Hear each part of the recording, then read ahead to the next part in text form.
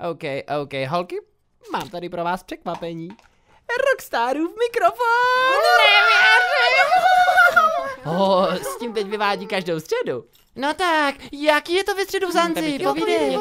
Jasně, jaký to je ve středu v Zanzi? Chytej. Hlavně tam hraje Rockstar. A ty víš, co dělá s mikrofonem?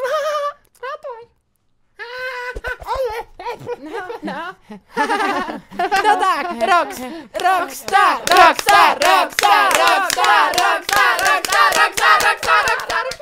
OK.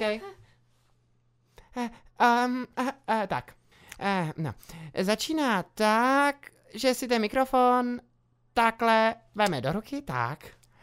Ale ne moc silně, aby neměl buchýřky. Buchýřky. Pak s tím začne takhle mávat. A pak udělá Ladies Night, 50% sleva na všechny koktejly, jenom pro ladies hraje pro vás DJ Rockstar. A to dělá každou půl hodinu. Ladies. A teď vám ukážu, jak skrečuje.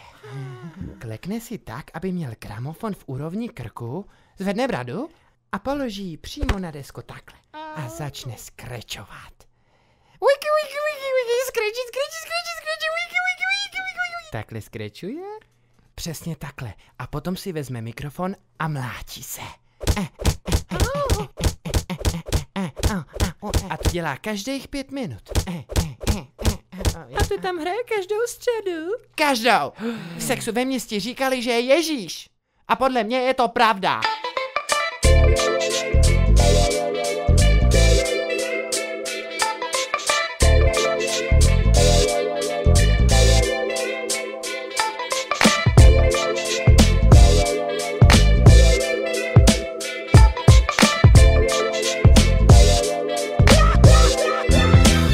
Nemôžem noci spávať, myslím len na teba.